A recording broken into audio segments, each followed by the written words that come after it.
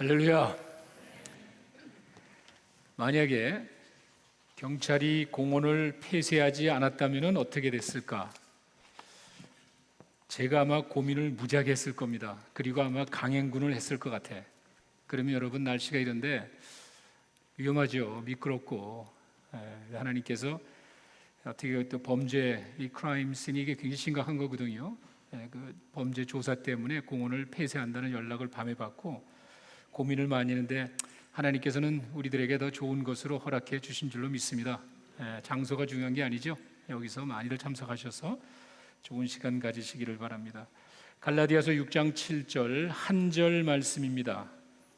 우리 다 같이 찾아서 같이 한 목소리로 읽겠습니다. 스스로 속이지 말라. 하나님은 업신여김을 받지 아니하시나니 사람이 무엇으로 심든지 그대로 거두리라. 기도하겠습니다. 아버지 하나님, 우리 앞날을 우리보다 잘 아십니다. 우리 형편하시고 우리에게 가장 좋은 것으로 주시는 아버지 하나님, 저희는 의심하지 않습니다. 바로 오늘이 그날인 줄로 믿고 하나님께서 우리에게 좋은 하루를 주신 줄로 믿습니다. 주님 앞에 예배드리고 찬양과 기도, 이제 말씀 가운데 하나님의 임재를 체험하기 원합니다. 하나님의 사랑하는 귀한 자녀들입니다. 저들의 마음이 무겁고 더 힘들고 아프고 상한 마음 주님께서 아십니다. 이제는 받으시고 주님이 저들에게 가장 좋은 것으로 가득 채워 주시옵소서. 예수님의 이름으로 기도했습니다. 아멘. 우리 모두가 바라지만 풍성한 삶은 그냥 주어지는 건 아닙니다. 그리고 하루아침에 되는 것도 아닙니다. 여러분과 나의 바라는 소원이 분명히 있습니다. 개인에게, 가정에게, 자녀에게. 그러나 그런 것들이 그냥 주어지지는 않습니다. 그렇죠? 우리가 요행을 바라는 것이 아니라면은 거기에는 어떤 과정이 있습니다. 근데 때로는 이해할 수 없고 설명할 수 없는, 그러나 우리 앞에 나타나는 일들이 있다고 그랬죠? 이게 자연 법칙입니다. 씨를 뿌리면 싹이 나오고, 그 자그마한 씨앗이 싹이 나오고 꽃이 피고 열매를 맺고 큰 나무가 됩니다. 우리가 그 과정을 설명할 수 있고 분석할 수는 있지만 그것이 어떻게 이루어지는지는 모른다고 했습니다. 그러나 우리 눈앞에 그런 일들이 있습니다. 제 이야기가 아닙니다. 예수님이 말씀하셨죠? 마가복음 4장 26절에 가시면은요, 하나님 나라가 신비롭게 퍼져나가는 것을 예수님은 씨를 뿌리는 것을 이야기하셨어요. 마가복음 4장 26절에 28절 하나님의 나라는 사람이 씨를 땅에 뿌림과 같으니 그가 밤낮 자고 깨고 하는 중에 씨가 자라서 자라되 어떻게 그리 되는지를 알지 못하느니라. 땅이 스스로 열매를 맺되 처음에는 싹이요, 다음에는 이삭이요, 그 다음에는 이삭 충실한 곡식이다. 하나님 나라가 이렇게 심기롭게 퍼져나가는데 이걸 하필이면은 씨를 땅에 뿌리는 것으로 예수님은 설명을 하셨습니다. 자꾸 일어나면은 엊그제 뿌린 그 씨가 이삭이 나오고 꽃이 피고 열매를 맺는 거예요. 하나의 신비입니다. 우리가 이해할 수 없고 설명할 수 없지만 그런 일들이 우리 주변에 많습니다. 우리가 그 혜택을 보고 있습니다. 제가 여러분들에게 지난주에 이 말씀을 설명하면서 수박씨를 예를 들었죠. 수박씨는요, 자그마한, 눈에 보이지 않는 자그마한 씨가 땅속에 들어가서 자기 몸에 20만 배나 되는 땅을 뚫고 나옵니다. 그 땅속에 파묻혀 들어가 있는 그 자그마한 씨가 20만 배나 되는 그 땅을 뚫고 나오고, 그리고는 바깥으로는 그 다양한 여러 가지 색깔의 껍질을 만듭니다. 어떻게 그게 가능하죠? 아무도 모르는 거예요. 그 안에는 안쪽으로 두꺼운 또 껍질이 있어서 안에 있는 그 수박, 그것을 보호해 주는 거예요. 그 안에 시원한 수박이고 그 안에 이렇게 촘촘히 또 씨앗이 자리를 잡습니다. 누가 합니까? 아무도 설명하지를 못합니다. 그러나 우리 눈앞에 그러한 일들이 벌어지고 있습니다. 자그마한 씨앗이 다양한, 여기 보면 빨간 꽃, 노란 꽃, 어떻게 그 씨앗이 노란 꽃, 빨간 꽃이 되고 그냥 뒤에 가시면 소나무가 쫙 뻗었는데 어떻게 그게 저렇게 쫙 뻗어나가고 풍성한 열매를 맺는지 아무도 설명을 하지를 못합니다. 하나의 신비에 불과합니다. 지난주에 제가 여러분들에게 그 씨앗의 중요성을, 생명이 있는 그 씨앗이 그런 엄청난 아름다운 꽃들과 엄청난 열매를 맺는다는 사실을 말씀드렸죠. 우리 인생이 그래요. 우리 삶이 그렇습니다. 우리가 잘 되기를 바라는 마음 우리 모두에게 있지만 그것이 그냥 한순간에 이루어지는 건 아닙니다. 그냥 이루어지는 건 더욱도 아닙니다. 하나님께서는 우리에게 그걸 보여주시는 것 같아요. 자연 현상을 통해서 우리가 설명할 수 없고 이해할 수 없지만 우리 눈앞에 나타나는 그런 일들을 통해서 우리 인생을 어떻게 살아가야 되는지를 하나님이 보여주셨습니다. 이게 씨앗의 신비입니다. 저는 그것을 선한 가치관이라고 봤죠. 씨앗이 그렇게 순수 살아있는 생명력 있는 씨앗이 엄청난 힘을 발하듯이 여러분 마음속에 있는 그 선한 가치관, 주님을 향한, 하나님을 향한 그 선한 뜻이 반드시 열매를 맺게 될 것이다. 그리고 또 하나는 믿음의 기초입니다. 그 가치관을 이루는 수단과 방법이 뭐냐 이거예요. 인간적으로, 세속적으로, 왜? 목표만 달성하면 돼? 그런 마음 가지고는 안 됩니다.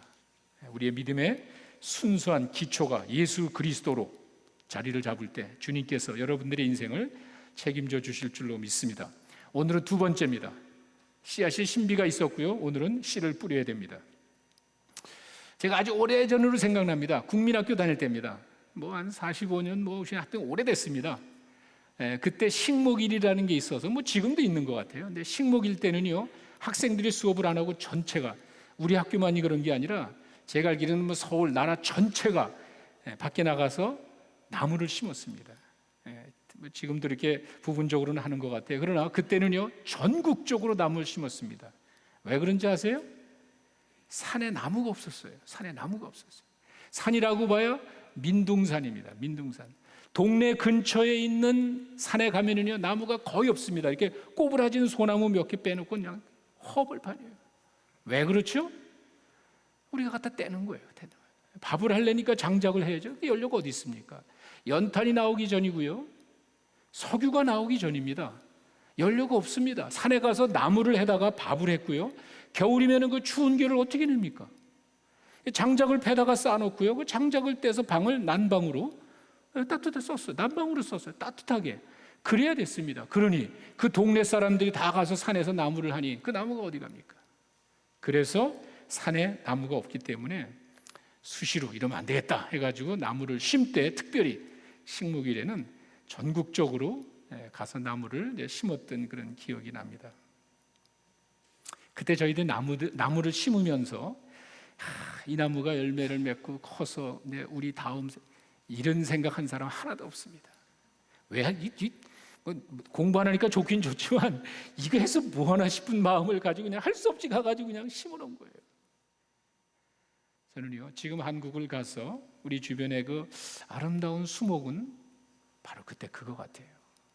그때 우리가 심었기 때문에, 그때 우리가 씨를 뿌렸기 때문에 이것이 지금 우리들이 누리는 이 아름다운 수목의 열매가 아닌가, 이런 생각을 하게 됐습니다.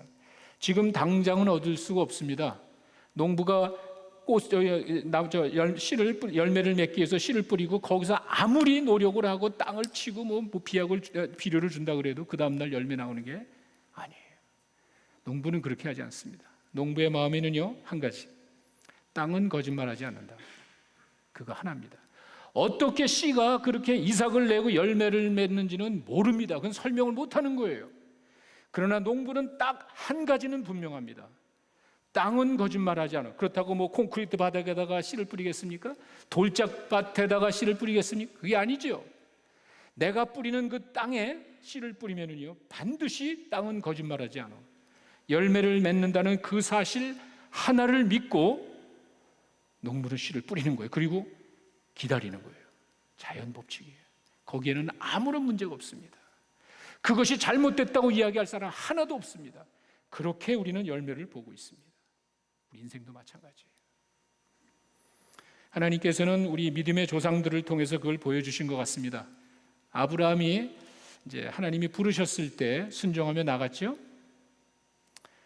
물론 성경에 자세하게 이야기가 나오질 않지만 저는요, 아브라함이 그 얘기를 듣고 그냥 믿음으로 순종했다, 저는 그렇게 보지 않습니다. 하나님이 그렇게 생각이 없는 무식한 사람을 부를 것 같지는 않아요. 창세기 12장 2절로 가시면은요, 하나님이 부르시고 그에게 구체적으로 이야기하신 내용이 있습니다. 내가 너로 큰 민족을 이루게 하겠다. 이게 무슨 말일까?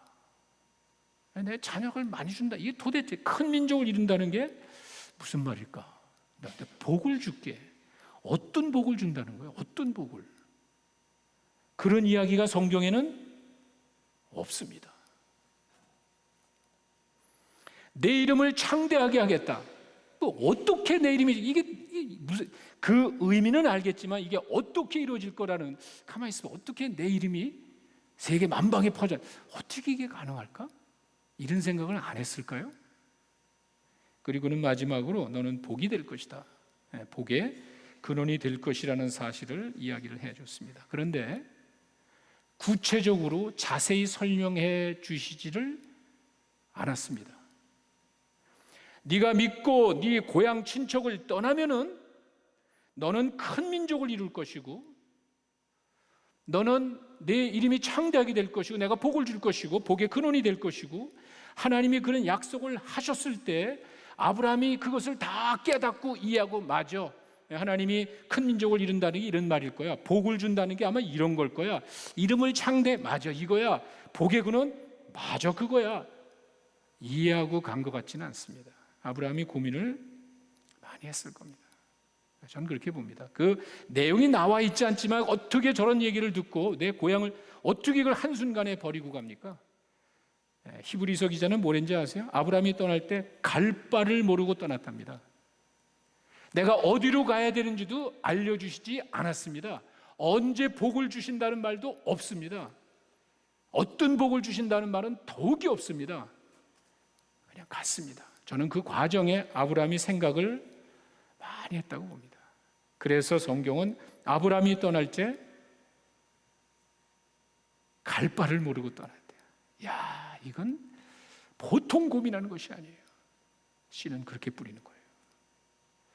내가 이것을 뿌리면은 1+1의 공식에 의해서 나오는 것이 아니라, 얼마 전에 우리 사람들의 성향은요, 이성을 굉장히 따졌습니다.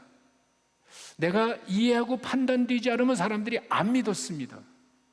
계몽주의라 그래서 그 과정을 거치면서 모든 것이 입증돼야 사람들이 믿었습니다. 그런 게 중세시에 있었습니다. 그래서 과학적으로, 역사적으로 입증되지 않으면 안 믿으려고 했습니다. 지금 어떻죠? 쏙 들어갔어요. 그런 말 찾아볼 수가 없습니다. 지금은 포스트 모던이라 그러죠. 요새는 뭔지 아세요? 느끼면 되는 거예요. 그게 중요한 게 아니에요. 왜 그렇죠? 과학으로 입증되지 않는 게 얼마나 많습니까? 그렇게 한때 과학이 발달돼 나가면서 야, 이게 최고야. 그래서 이성을 강조하고 그것으로 판단해서 우리가 받아들이려고 했지만, 이제 과학이 발전되고 나면서 과학으로 입증하지 못하는 일이 얼마나 많습니까? 감기는 아직도 사람들이 고생하고 있어요. 고혈압은 아직도 퍼져나가고 있는 거예요. 그러나 그것에 대해서 속 시원한 답을 과학이 줄 수가 없는 거예요. 이제는 그 한계를 도달하니까 그것을 더 이상 주장하지 않는 거예요. 느낌은 돼, 느낌은. 이성이 중요한 게 아니야. 이성으로는 우리가 판단을 할 수 있지만 거기에는 기적이 없습니다. 그렇죠? 1 더하기 1에 무슨 기적이 있습니까? 우리가 이성으로 살아갈 때는 기적이 없는 거예요. 그러나 여러분이 믿음으로 살아갈 때 한 가지, 다 설명을 못하고 다 이해하지는 못하지만, 이게 도대체 씨가 어떻게 땅속에서 이런 노란 꽃이 나오고 빨간 꽃이 나오고 열매를 나오는지 나는 모르지만, 난 모르지만 땅은 거짓말하지 않아. 하나님은 거짓말하는 분이 아니야. 그 사실을 믿고 뿌리면은 여러분들의 삶 속에 하나님이 주시는 열매가 있는 줄로 믿습니다. 그렇게 사는 거예요. 씨를 그렇게 뿌리는 거예요. 아브라함이 그렇게 뿌렸기 때문에 지금 우리가, 아니 이 세상을 봐, 하늘의 별같이 바다의 모래 같은 자손을 주겠다 하는 게, 그 당시에 이해를 못했지만 이거였구나.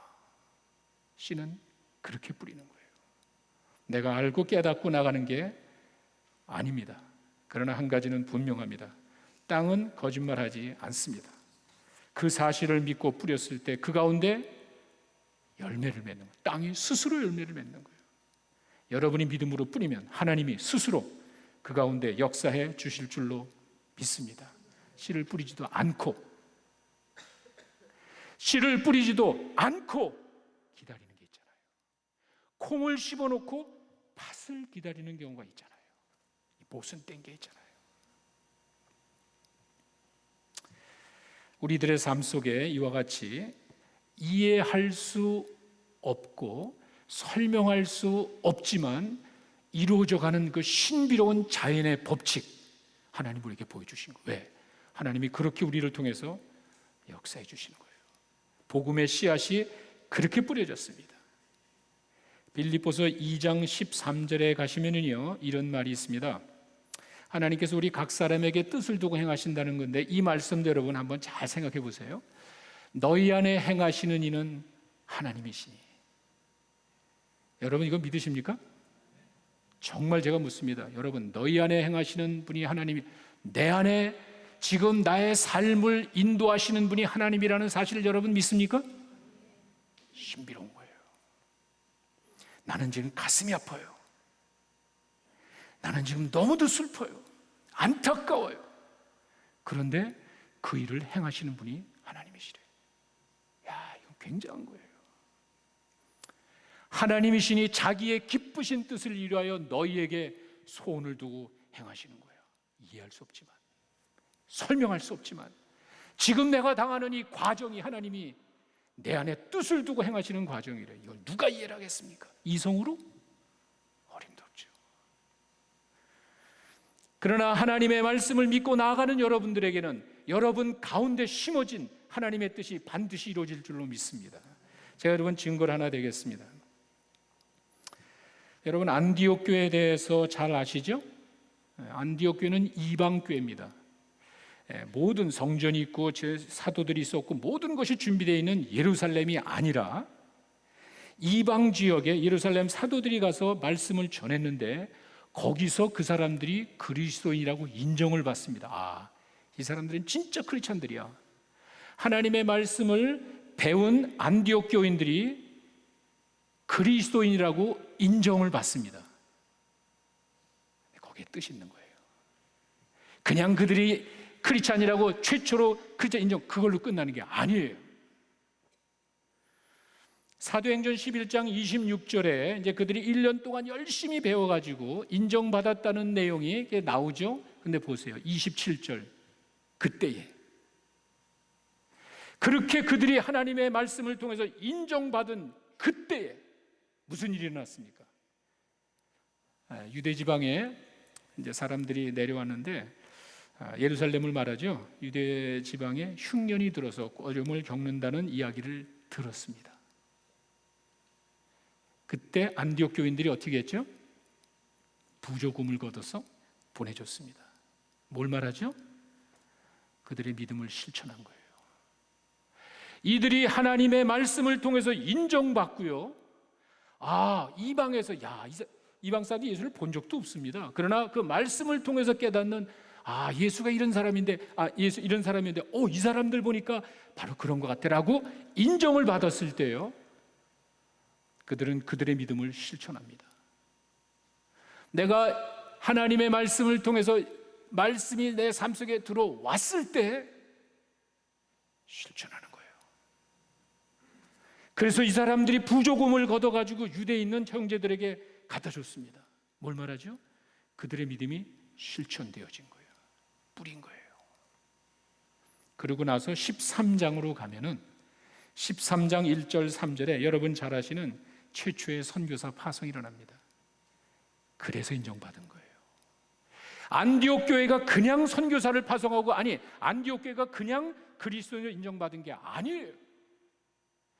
우리가 크게 보면은 하나님의 섭리 가운데 그 말씀을 받은 그 사람들이 그 말씀대로 실천하며 살아가니까 하나님께서는 그 안디옥 교회를 들어서 최초의 선교사를 파송하는 교회로 삼아주신 거예요. 그냥 된 게 아니에요. 바로 이거예요. 너희 안에 행하시는 이가 하나님이야.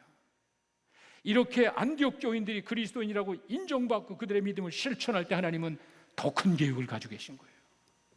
이방 교회로서 최초의 선교사를 파송하고 복음이 전 세계에 퍼져나가는데 기점이 된 거예요. 여러분은 알지 못하지만, 나는 이해할 수 없고 설명할 수 없지만, 어쩌면 여러분의 삶 속에 하나님이 역사하시고 여러분 각 개인을 향한 하나님의 뜻이 있어서 하나님이 그것을 통하여 여러분들을 귀하게 쓰실 줄로 믿습니다. 각 사람에게 행하시는 뜻이 있는 거예요. 그렇게 뿌리는 거예요. 안디옥 교인들이 애초부터 선교사 파송하는 교회가 되겠다고 했습니까? 전혀 관계없는 거예요. 이 사람들이 거기에 대한 아이디어도 전혀 없었던 거예요. 그러나 이들이 말씀에 열심을 다하고 이 사람들이 말씀을 성실하게 실천해 나갈 때 하나님께서는 그들에게 큰 역사를 이루어 주셨습니다. 이들의 자그마한 믿음이 실천되어질 때 이들은 최고의 영광을 얻는 그런 사역을 감당하게 됐습니다. 씨앗은 그렇게 뿌리는 것 같아요. 여러분 마음속에 있는 자그마한 믿음의 씨앗이 이 땅에 뿌려졌을 때 하나님께서는 그것을 통해 여러분들에게 더 큰 역사를 이루어 주실 줄로 믿습니다. 그렇게 기독교가 퍼져나갔어요. 130년 전에 한국에 복음이 들어왔습니다. 1885년에 언더우드 선교사님과 아펜젤러 선교사님이 저희 나라 들어왔습니다. 그 당시 상황은 여러분들이 어떻게 되는지 잘 모르시죠? 그때까지 500년 역사의 이조 시대 때 우리 조상들은 유교에 쩌들려 있습니다. 500년입니다. 한 종교를요 500년 믿으면은요 이거는 그냥 오르메릭입니다. 문화와 역사 모든 것이 유교로 그냥 진행되어 오는 것이에요. 그 전에 이조 시대 이전에 삼국 시대 1000년 동안에 한국은 기독교가 없었습니다. 그 1000년 동안에 한국은 그 유교 있기 500년 전 1000년 동안에는요 불교에 쩌들려 있었어요. 기독교하고는 관계가 없습니다. 500년 동안 유교에 쩌들어 있었고요, 1000년 동안 불교에 쩌들어 있었고요, 그 전에 수천 년 동안 샤머니즘에 쩌들어 있던 나라예요. 130년 전에 복음이 뿌려진 거예요. 야, 그 수천 년을 유교와 불교와 샤머니즘에 젖어 있던 한국이 130년 전에 복음의 씨앗이 뿌려졌을 때, 야, 지금의 엄청난 열매를 맺게 된 거예요. 우연이겠습니까? 근데 그 당시에 상황이 이렇게 좋은 게 아닙니다. 언더우드 선교사님의 그 기도문은 너무도 유명해서 저도 몇 번 인용했고 굉장히 감동을 줍니다. 그 당시 상황이 어땠는지 우리에게 한눈에 보여주는 대목이죠. 그분이 이런 자기의 기도문을 썼습니다. 주여, 오직 제 믿음을 지켜주소서. 주님, 지금 제 눈에 아무것도 보이지 않습니다. 믿음을 가지고 꿈을 가지고 태평양을 건너온 선교사입니다. 주님, 메마르고 가난한 땅, 나무 한 그루 시원하게 자라오르지 못하는 이 땅에 우리들을 옮겨와 심으셨습니다. 그 넓고 넓은 태평양을 어떻게 건너왔는지 그 자체가 기적입니다. 주께서 붙잡아 뚝 떨어뜨려 놓으신 듯한 이곳, 지금 아무것도 안 보입니다. 보이는 것은 고집스럽게 얼룩진 어두움뿐입니다. 어두움과 가난과 인습에 묶여 있는 조선 사람만 눈에 보입니다. 그들은 왜 묶여 있는지 고통이라는 것도 모르고 있습니다.